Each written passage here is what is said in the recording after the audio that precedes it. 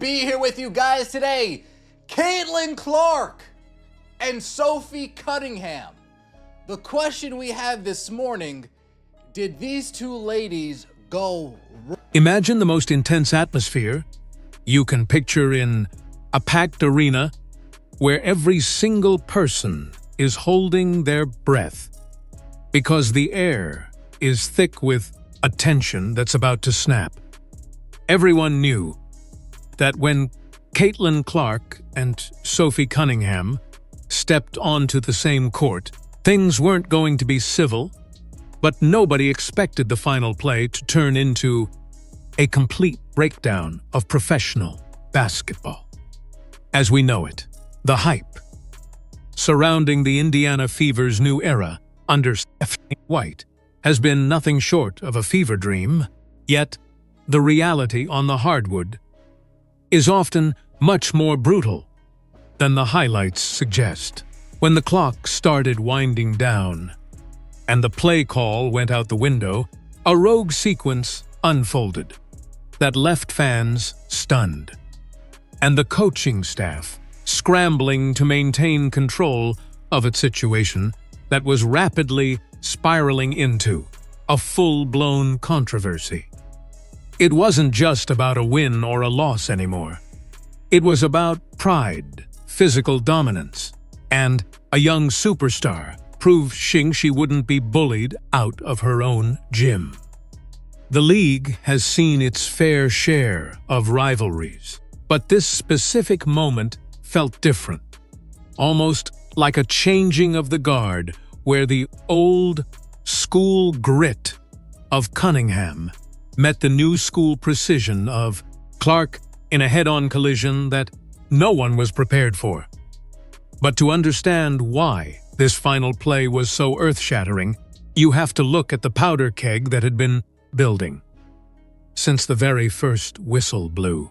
Stephanie White walked into a situation that most coaches would give anything for, inherited a generational talent in Caitlin Clark, but with that talent comes a target so large it's impossible to miss. From the jump, it was clear that the opposition had a very specific plan to get under Clark's skin. And no one executes that plan better than Sophie Cunningham. Known for her enforcer mentality and a defensive skirts the edge of what's allowed, Cunningham assert defense. Cunningham wasn't just playing defense. She was sending a message. The physicality was dialed up to a level that made the officials look like they were watching a completely different game, and as the hits kept coming, the frustration in the Fever huddle began to boil over. You could see it in Stephanie White's eyes. The realization that her tactical master plan was being ripped apart by raw, unfiltered aggression. This wasn't just a tactical battle. It was a psychological war, where the stakes were the literal safety and sanity of the league's most profitable star. And just when you thought the game would end with a standard whistle, the final play saw both Clark and Cunningham go completely rogue, ignoring the benches and the referees to settle a score that had been brewing for 4 quarters. It was a moment of pure chaos, where the scripted plays were tossed aside for something much more visceral and real. As the ball was brought up the court, the play call from Stephanie White was clear. But the players had other ideas. Cunningham shadowed Clark with a level of intensity that felt personal, leading to a tangle of limbs and a verbal exchange that could be heard from the nosebleed seats. Instead of pulling back or looking for a foul, Clark did something that shocked the veteran defender. She leaned into the chaos. This wasn't the Golden everyone expected to see. This was a competitor who had finally had enough of the extra shoves and the whispered taunts. The rogue nature of the play came when Clark waved off a screen and drove directly into the teeth of the defense, inviting the contact that she had been avoiding all night. It was a high-stakes gamble that could have ended in disaster, yet it was exactly the kind of move that a leader makes when they realize the standard rules no longer apply. The fixtures. But the real shocker wasn't just the play itself. It was how Stephanie White was essentially saved from a disastrous coaching moment by Clark's sheer willpower. The original play call had been snuffed out by the Mercury's defense, leaving the Fever in a stagnant position that would have likely led to a turnover and a devastating loss. If Clark hadn't taken the reins and gone against the grain, the narrative the next morning would have been about White's inability to manage a high-pressure final possession. Instead, Clark's rogue decision provided a smokescreen for a coaching staff that was momentarily paralyzed by the intensity of the matchup. It's a terrifying dynamic when your star player has to override the system to save the game. But in this instance, it was the only thing that kept the Fever's season from hitting a massive speed bump. The interaction after the buzzer was even more telling, as cameras caught a glimpse of Cunningham and Clark in a heated exchange that didn't look like your typical post-game pleasantry. Rumors started flying immediately about what was said and whether the physical play had crossed a line into something more personal. Some insiders suggest that Cunningham was trying to test Clark's toughness for the benefit of the league, while others believe there's a genuine disdain growing between the two. Regardless of the motivation, the result was a spectacle that the WNBA hasn't seen in years. A legitimate, high-stakes feud that isn't just about PR or social media clicks. Stephanie White now finds herself in a precarious position where she has to protect her star without stifling the fire that makes her great. Managing a player like Clark, who is capable of going rogue and winning, is a double-edged sword for any coach. You want the brilliance, but you also need the structure. And right now, the structure seems to be buckling under the weight of the Clark effect. The speculation around the league is that other teams are watching this blueprint. The Cunningham method, on, and preparing to use it every single night. If Clark is going to be targeted with this level of physicality, the Fever have to figure out a way to respond that doesn't rely on their rookie savior doing everything herself. There are even whispers that certain veterans in the locker room are becoming frustrated with how much the game plan revolves around one person, leading to a potential rift that White will have to heal quickly. But for all the talk of going rogue, there's a hidden layer of respect that most people are missing. After the dust settled and the adrenaline cooled down, sources close to the teams indicated that the intensity of that final play actually earned Clark a new level of respect from the Mercury vets. They wanted to see if she would break under the pressure of a rogue environment. And instead, she thrived. This is the revealed truth that the mainstream media often skips over. The WNBA is a league built on toughness, and you don't get a seat at the table just because you have a fancy jump shot. You have to earn it in the trenches. And that final play against Cunningham was Clark's initiation.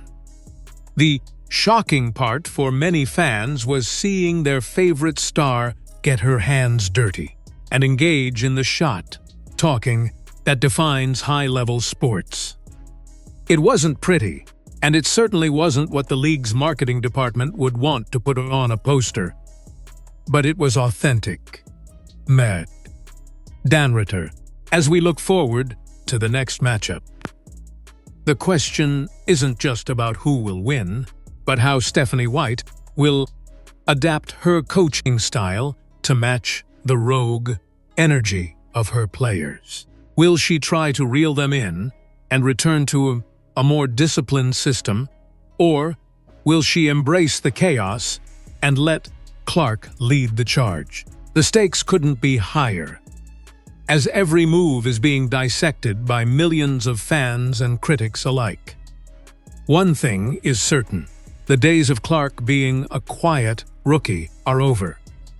She has shown that she can go toe-to-toe with the league's toughest enforcers and come out on top, even if it means breaking the script to do it. This isn't just basketball anymore. It's a high-stakes drama where every final play could be the one that defines a career or saves a coaching legacy. The drama between Clark and Cunningham is far from over. And if anything, this rogue incident has only poured gasoline on a fire that was already burning bright. We are witnessing the birth of a new era, where the players are taking control of their own narratives on the court, regardless of what the playbooks say. It's a bold, dangerous, and incredibly exciting time for the sport, and you can bet that the next time these two meet, the fireworks will be even more explosive. Yo 4. The world is watching to see if Stephanie White can keeps team together, or if the rogue energy will eventually become too much to handle. But for now, the fans are the real winners, getting a front-row seat to the most intense rivalry in modern sports. This story is still being written, and every chapter seems to be more controversial than the last, leaving us all wondering, what on earth will happen in the next final play? The tension is far from over, and the fallout from this specific game is likely to be felt for the rest of the season, if not longer. Every time Clark hits the floor now, there's an expectation of greatness mixed with a fear of the unknown. Is she truly saved by the system, or is she the one doing the saving? The answer might be more complicated than anyone is willing to admit. But as long as she keeps winning and keeping fans on the edge of their seats, the rogue tag might just be the highest compliment she can receive. The league is changing, the players are evolving, and the drama is only getting started. If you thought the final play was the end of the story, you haven't been paying attention to the way these women are rewriting the rules of the game in real time. It's a masterclass in competition, and a reminder that in the heat of the moment, anything can happen. The physical toll on Clark is becoming a major talking point among analysts who worry that this rogue style of play might lead to unwanted injuries if the officiating doesn't tighten up. You see the bruises, you see the hard falls, and you see the way Cunningham smiles after a particularly rough box-out. It's all part of the psychological warfare that makes the WNBA so compelling right now. Some fans are calling for more protection for Clark, while others argue that she needs to toughen up if she wants to be the face of the league. But what people don't realize is that Clark is already tough. You don't survive that kind of rogue sequence without a backbone of steel. The internal pressure on Stephanie White is also mounting behind the scenes, with rumors suggesting that the front office expects a deep playoff run, regardless of the roster's youth. White's reputation as a tactical genius is being tested in ways she never imagined as she navigates the egos and the external noise that follows Clark everywhere. Every time Clark deviates from a set play, it's a reflection on White's authority.